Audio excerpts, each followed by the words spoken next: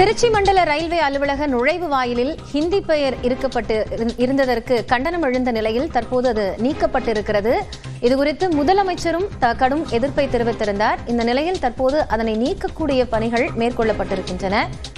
கர்த்தவ்ய துவார் என்று வாயில் நுழையாத பெயர் வைத்திருப்பதாக முதலமைச்சர் மு.க.ஸ்டாலின் கண்டித்திருந்த நிலையில் தற்போது அலுவலக நுழைவு வாயிலில் இருந்த ஹிந்தி பெயர் என்பது நீக்கம் செய்யப்பட்டிருக்கிறது.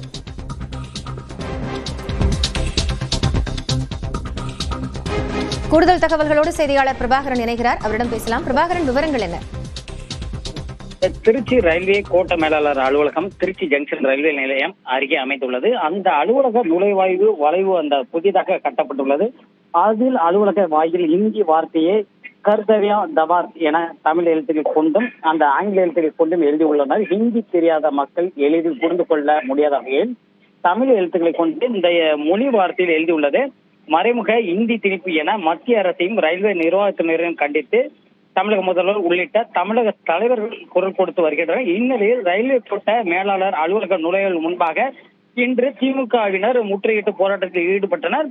அதே போல இந்த கல்வெட்டில் இருந்த இந்தி எழுத்தை கருப்பு மை கொண்டு அழித்து தங்கள் எதிர்ப்பை பதிவு செய்தனர். உடனடியாக அனைவருக்கும் புரியும் மொழியில் பேர் பலகை வைக்க வேண்டும், இல்லை என்றால் தொடர் போராட்டத்தில் ஈடுபடுவோம் என அவர்கள் தெரிவித்தனர். இந்த நேரத்தில் தான் அந்த ஆர்ப்பாட்டத்தின் போது அந்த நுழைவாயில் பேர் பலகை தமிழக மக்களின் கோரிக்கையை ஏற்று அவர்களின் உணர்வுகளுக்கு மதிப்பளிக்கும் வகையில் விரைவில் மாற்றப்படும் என ரயில்வே நிர்வாகத்தினர் தெரிவித்தனர். இந்த நிலையில் தான் தற்போது அந்த நுழைவாயில் இந்தியில் எழுதப்பட்ட பேர் பலகைகளை மாற்றும் பணியில் தற்போது இந்த ரயில்வே நிர்வாகத்தில் ஈடுபட்டனர்.